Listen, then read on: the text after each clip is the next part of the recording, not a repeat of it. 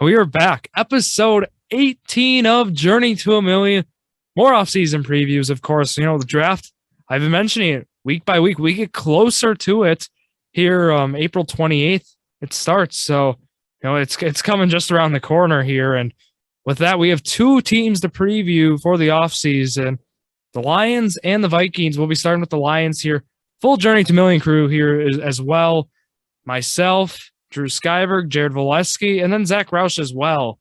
No guests this episode as well. Just going to be us three, the Journey to Million crew, talking sports, talking football, and then with that, talking Lions and Vikings. So let's get right into it here. Let's talk about this Lions past season, and let's just talk all things Lions here in this first half. Just starting with, all three of us, we were at their Lions regular season finale. They did get that dub against the Packers. I know Packers sitting, starters in the second half, but it was, it was like the Lions fans, they were very happy after that game, right?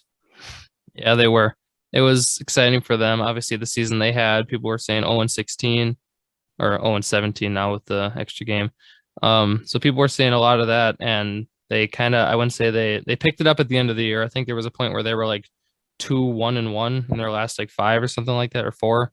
So they were getting a lot better with that win over the Packers, which you can't really count because they rested their starters, but they were putting up a fight in the first half as well. So something promising to end the year for the Lions fans going into the next year. Yeah, I don't think I've ever seen a fan base that was that excited for a win. Like when we were walking out, they were all chanting, and it was actually cool to see. But are we going to do grades? Give them a grade? Of course we are. Grade? Yeah. I'll start here. Expectations being as low as they were, you still can't give them a high grade, but I'll give them a C-, right? Coach Dan Campbell came in with not a lot to work with, but his press conferences were a treat to always watch. And I think, he's a great guy. He meant well for the squad. And like Jared said, they picked it up at the end of the year, and that bolstered them to a C- grade for me. We were looking F going into, week 12 or so. And then Amon-Ra St. Brown picked it up. And Jared Goff had a little, not a good season. It was rough, but he picked it up at the end of the year a little bit. So, they had a good ending. So I would probably say D+. I'll give them a C. Obviously their expectations weren't high, but Dan Campbell came in. He's working on resetting that culture, and they're building a team to fit that culture, starting in the trenches with the offensive and defensive line. And obviously, like Jared said, St. Brown really came on at the end of the year and showed a lot of promise. And then they signed Jamal Williams from the Packers, so that was a good signing. He contributed some good things to that team, and they have another young star running back in DeAndre Swift, who is definitely a promising young player. So I definitely like where this team is going. If they can get a little upgrade at quarterback and maybe another weapon or two with a few pieces on the defense, I think they can make a little run. Yeah, the Chark acquisition, that was a big move in this offseason. Not many moves, as we talked about, for the Lions. They're in this, they're in this rebuild, I'd say, and it's tough having Jared Goff. The trade they made with Stafford. I don't think you can win with Goff under center. I know we saw the Rams, make a Super Bowl with him, but again, look at the team he had around him, right? The Lions, I don't know if they're going to be able to put together what the Rams were able to put together around Goff. So I think that might be something to keep an eye out on. I don't know how much longer they stick with Goff. I think maybe through this year, but then I think you got to start looking at maybe who will take him on, contract wise, and in general, like who's going to, have him as their quarterback. So that's going to be an interesting story, I think. But, with that, I mentioned the move, right? The Chark, getting Chark, which was a good move, and then cutting Trey Flowers. But other than that, there's not many moves made here by the Lions.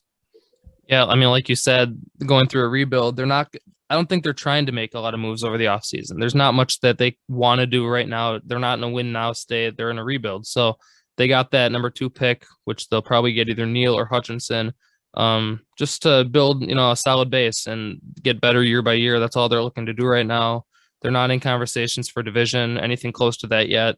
Maybe they'll win a few more games than they did last year, but that's all they're really trying to do. Yeah. I definitely like the Chark signing, though, because he's a young player. I think he's 25. something like that. He's kind of a 1 year. He's still got to prove it a little bit after his injuries last year. But if he does turn it around, has a good season, they can sign him long term. Obviously, they have the cap space. And I think Goff has probably 1 or 2 more years if they don't get a quarterback this year, which they've been linked to. Obviously, in my mock draft, I had them taking Sam Howell, the 32nd pick at the end of the first round. So I definitely don't think they're going quarterback at number 2. But if they do go quarterback, I think it'll be with that 32nd pick. I do agree with that. And let's talk about the draft here. Number 2 and number 32 in the first round. As we mentioned, Zach Roush, he did make his mock draft. He did put it on. It's on the Instagram. It looks great, and it's good to have up there. Other than having a quarterback listed as a cornerback, it's okay. But we don't need to talk about that. No, but yeah, it's some great stuff he put together. So go check it out. It's on our Instagram. It's a highlight of ours. So if you go to our Instagram profile, Jordan_Sports Crew, and you press on NFL mock draft, you can look at his full 32, all 32 picks of the first round. He gave his insight. And if you want to know his rationale behind them, just swipe up on it and he'll reach out back to you. He'll talk about why he did what he did with his 32 selections. So like I said, number 2 and number 32 here. It gets interesting, right? I mean, start with that number 2 pick. They've been linked to Hutchinson. They've been linked to Thibodeau. They've been linked to, other guys out at that spot. Who are they taking with number 2? It's hard to tell because you can go, Zach. I don't think they're going offensive line. I mean, I can see it because there is a couple good prospects in Neal, Icky, and Charles Cross. But their offensive line is probably one of the strengths of that team already, and they did go Penei Sewell last year. So I think ideally for them, if Hutchinson drops number 2, I don't think they're going to second question that. They're going to take him right away. But if he doesn't drop, he does go on to the Jags. I think they're going to have a little bit more of a kind of a issue with who they're going to pick. They're going to have to think about it a little bit more with Kayvon Thibodeau's kind of personal issues that he's been having and kind of linked to him in the draft. So you don't think that they would just go with the take the best athlete available at that point if Hutchinson does fall to number 2? If Hutchinson goes number 2, I think if he falls, if he doesn't go to the Jags, he's definitely going to Lions, I'd say. What about Neal? If Neal doesn't go over number 1? No. Yeah, see, that's where it's a little bit more complicated because their O-line is the strength of that team, and they have a lot of other holes that they can address that's a much bigger need than O-line. I personally think Trayvon Walker might be that guy who slides up to number 2. Yeah, he's been flying up draft boards recently. That might be my guy, because if they can't get Hutchinson, I think they go Walker. Might be the way to go. So if it goes, like basically if Jacksonville, if they go Hutchinson, it goes then maybe Walker, and then again, if the Texans they go O-line, that's where I think those guys like, Neal and Okongwu will fall. So, yeah, I mean, Detroit also does have 34, so they have 3 picks in the top 34. So like you said, if they do take a quarterback, number 32 at Matt Corral, then they might be looking for some defense. Like it says, I've seen Lewis Klein or Lewis. Is it Sins? I don't know how to say his last name. Sign, I think. Sign, is it? Out of from Georgia? Yeah. So I mean, I don't know if they'll target defense, but like you said, I agree that with the whole Neal thing, that if he does fall, I don't know they'll necessarily take him. Yeah, if they don't get edge with the second pick, like if Hutchinson goes and they don't take Kayvon, and then they don't take edge with the 32nd pick, I could see them going with the out of Houston. I can't think of his name right now, but there's a edge rusher out of Houston that's been climbing up some draft boards, and it's going to be around that first, second round turn. Are you talking about Logan Hall? Yeah, that's his name. Yeah, that's okay. Just wanted to make sure. Yeah. All right. Talking like we've talked, the 32nd pick might be interesting there. Like number 1 or number 2, it seems like we have some guys, but you don't know where they're gonna go with 32. You just don't. And quarterback, safe, like there's a lot of guys, maybe even linebacker, right? I mean, there's the positions needs like there's a lot of ways they could go, and thankfully in this draft, they have a lot of ways they could, satisfy this. But I think to wrap up here, we'll talk some fantasy and then talk next year's schedule prediction. So fantasy, I mean, everyone's looking at Amon-Ra St. Brown, right? What do you guys think his outlook's going to be next year? Is he going to be, where are we going to have him in fantasy? Like in wide receiver 2, like a solid one in 12-team leagues? Like what's his upside? A lot of upside. I think dynasty drafts are like fantasy. They should get all over him. I'm sure he's already on a team, but I mean, keep him.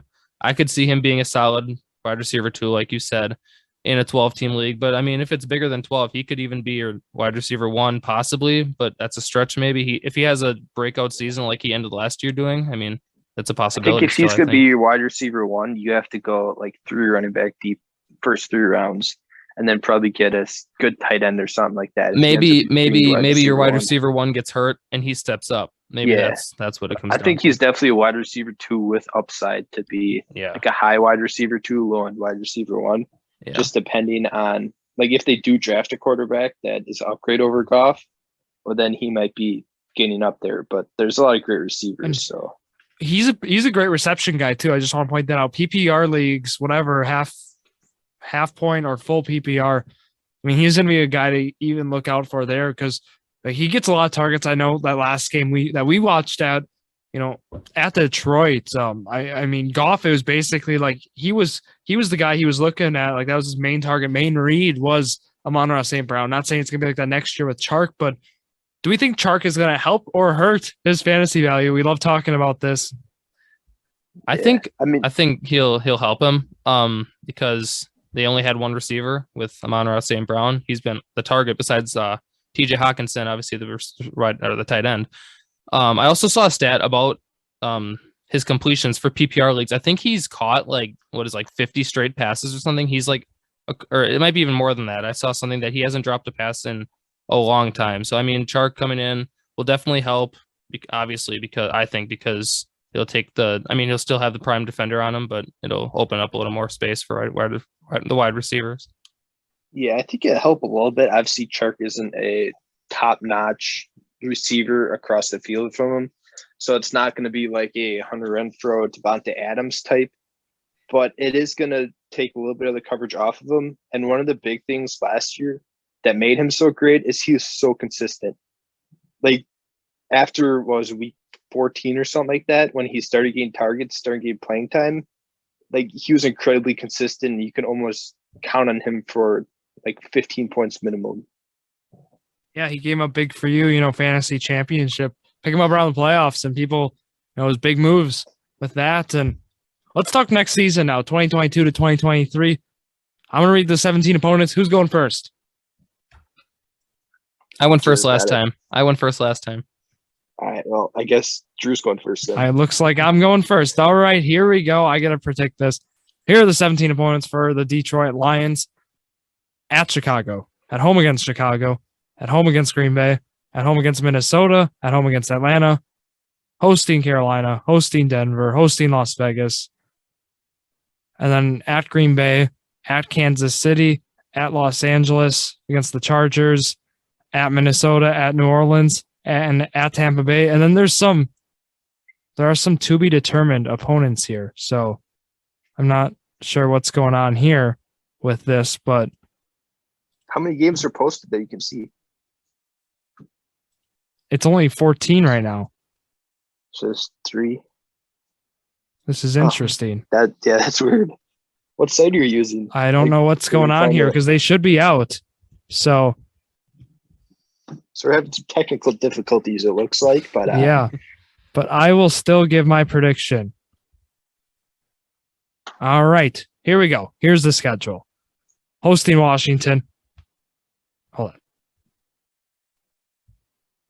Hosting Washington, at Chicago, at Dallas, hosting Chicago, hosting GB, hosting Minnesota, hosting Philadelphia, hosting Buffalo, hosting Miami, at Green Bay, at Minnesota, at New England, at New York to play the Giants, at New York to play the Jets, at Carolina, hosting Jacksonville, and then hosting Seattle. So with this schedule, I will give them 4 wins. I'll go 4-13. Zach? Sure. Okay. Okay. I'll go 5-12. Yeah, that's what I was gonna do. I was gonna go 5-12, and Zach is the Jets. I always ask you, is this one of the games the Jets win? Of course not. Nope. Jets are beating by 20. Okay. Jets are winning this per Zach Roush. So, yeah, with that, we got the second half of the episode coming up. So stay tuned to talk some Vikings right now. Episode 18 resumes on the podcast with our second team here, the Minnesota Vikings. We're doing the second team in the NFC North in this episode, and we did the Bears already, so we just have the Green Bay Packers left, and that's going to be a long one. A lot of stuff to talk about. We'll probably keep that one for after the draft, of course. But enough with that. We're talking here Minnesota Vikings, like I said, and everyone's back for the second half, and we're gonna go through it how we always do, right? We're gonna start with our season recap, and with that, let's talk about it for the Minnesota Vikings. I'll start with a grade here. Certainly, underachieved for talent they have on that roster. You certainly would expect them to hop in the playoffs, or at least sneak in, I guess might be the better word. And they didn't do that. Look, I might be crazy, but I want to go lower than the Lions because this team had expectations. So I'm going to go D+. Zach? That sounds about right. I'm going to go C-. I had Lions at C, Vikings at C- just because they did have expectations.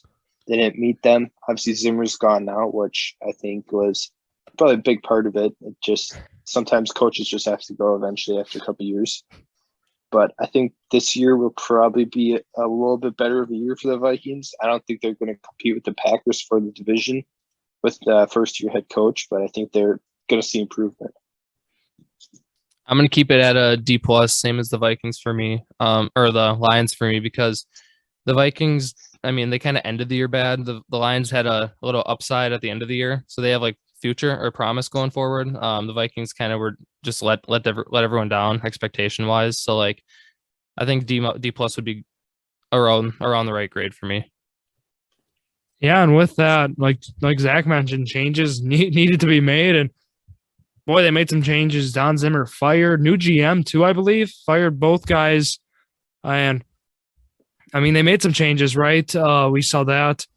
Not many really moves done, though, however. And, I mean, that kind of shows the confidence Kevin O'Connell, the coach, and then the Vikings GM they have in this squad here. So, with that, looking at through the moves, Zadarius Smith was the big one, right? Signs with the Ravens, sees other guys they're making more money, does not sign with the Ravens, meets with the Vikings, goes well, signs with them for more money, right? That was an interesting story this offseason. Jordan Hicks, they sign as well. And then they give Kirk Cousins a generous extension.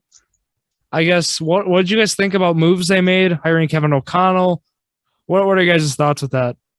What happened with the Zadarius Smith thing? Because I thought I saw an article that said he was signed on the Ravens and like it was official, and then a week later, it's exactly what I said. Yeah, it was. It never became official. It was just like reported they had an agreement, but he never like wanted more money.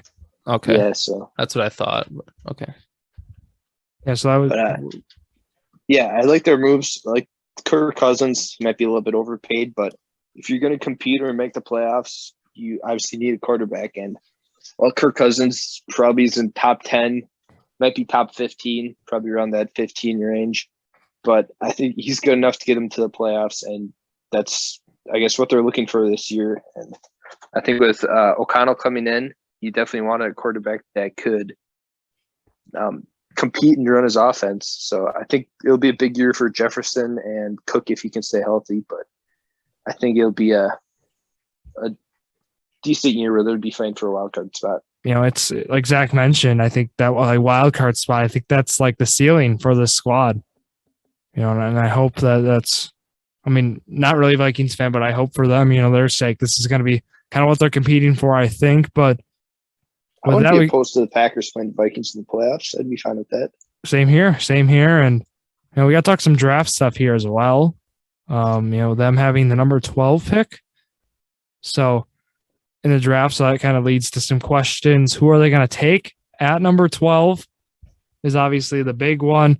Obviously, team needs. I think cornerback is like, in caps, bolded, highlighted, whatever, right? This is a team that is lacking cornerback depth. And a lot of the older guys on the guys in the defense are getting older. Look, Harrison Smith isn't that young gun anymore. He's approaching 30, I believe, so might be around there.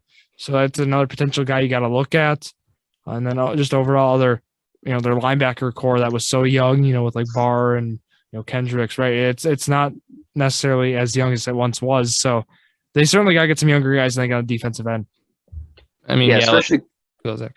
Especially cornerback, because they had Jeff Gladney, who was a promising young guy, a second, third-year guy, but then he got arrested, so they cut him. But they have Pat Pete back, so he can mentor a young guy. I think ideally for them, if Stingley does fall because of injury concerns, I think they wouldn't hesitate on that at number 12. But I don't think he's going to fall that far, so I had him mocked to taking Trent McDuffie out of Washington State. So I think that'd be a good pick for them. That's exactly what I was going to say. I don't think there's a chance that Sauce falls to 12. And if Stingley does fall, then yeah, they'd take him. But yeah, Trent McDuffie is the clear choice that is looking like it for now in most mock drafts. And that's what I think they're going to go with.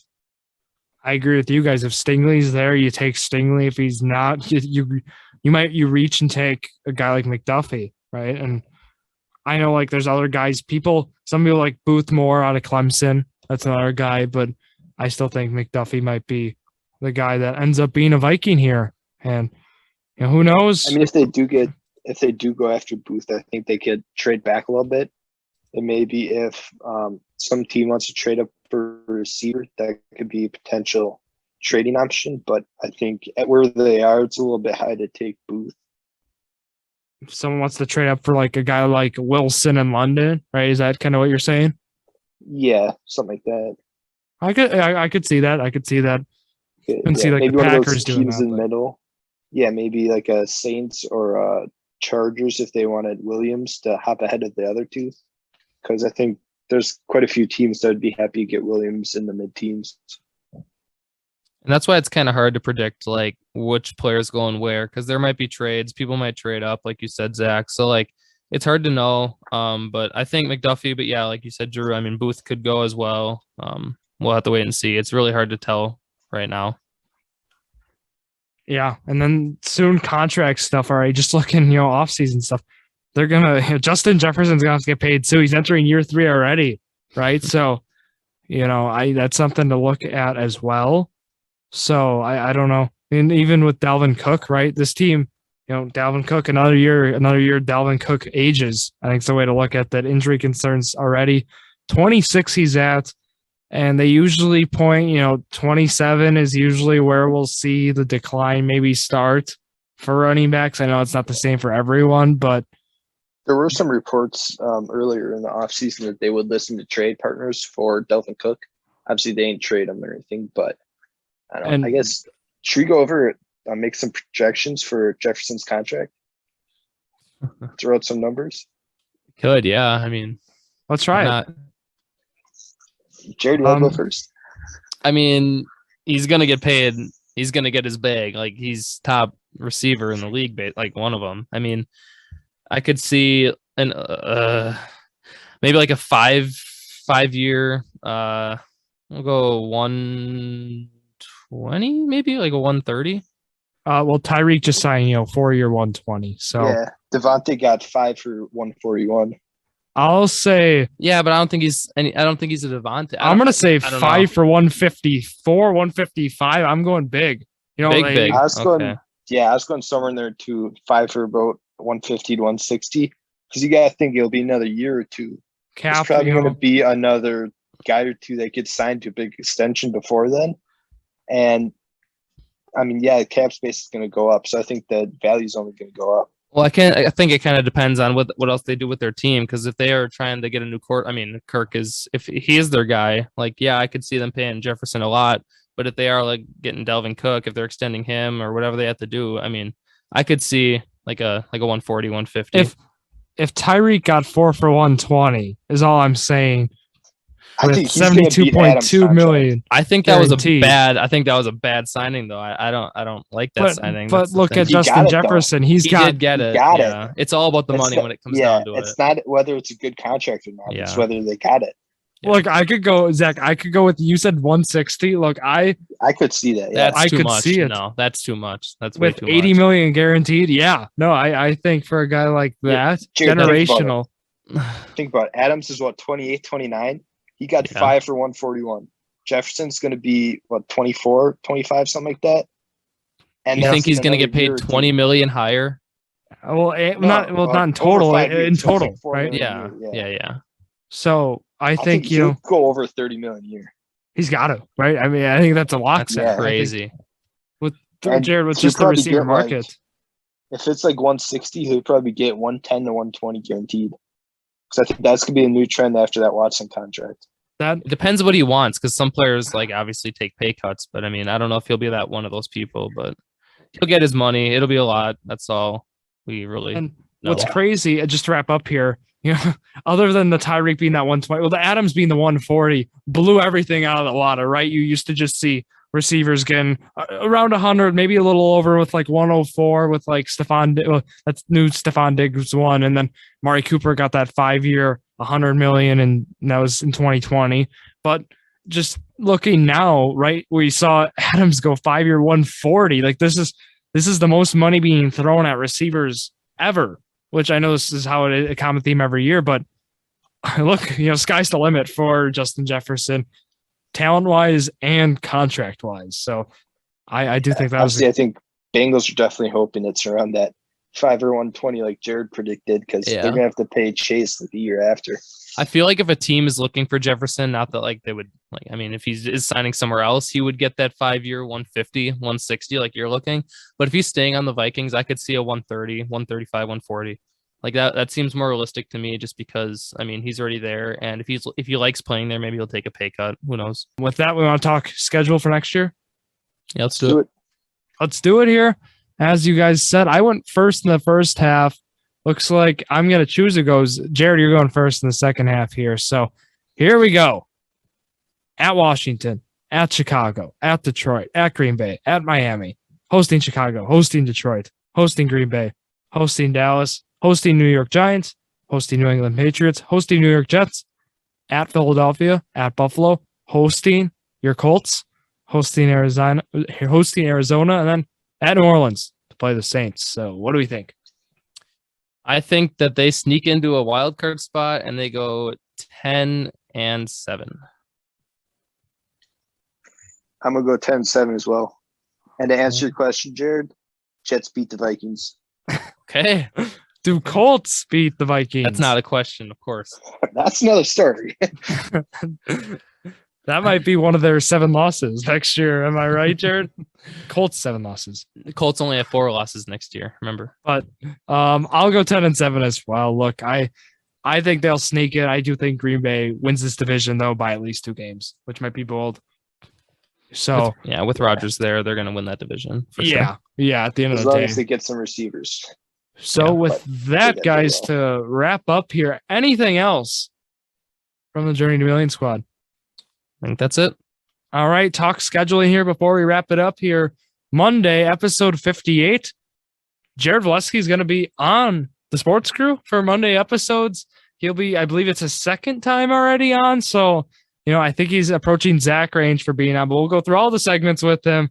A lot of fun. He'll be able to do the Brewers season prediction challenge with me. Looks like I'm doing okay against Bernie, is all I'll say. Doing okay. I went 6-1. He went 5-2. So, it's an interesting one right now, but with next week, we'll talk NBA in that episode. You bet. Look for an EWC episode Tuesday. We'll be talking. Someone will be on that. Probably myself talking, about the spring season so far in the Eastern Wisconsin Conference. And then, of course, we'll be back here next Friday. We might have something else throughout the week as well. We'll keep you guys posted. But next Friday, episode 19 of Journey to a Million. We'll have 2 teams. We'll do an off-season preview for that as well. So Instagram, @JordanDrew_Sports Crew. Facebook, Jordan Drew the Sports Crew. Twitter, @JD Sports Pod. And then YouTube, Jordan Drew the Sports Crew. What's up? Next week, are we doing a draft preview? Next week, draft preview? For Journey to a Million? We might be doing it. It'll depend. We might do one during the week that next week. It might be Journey to Million. We'll wait and see on that, but it'll either be, like I said, the two teams for the offseason, or we might throw that draft preview in there.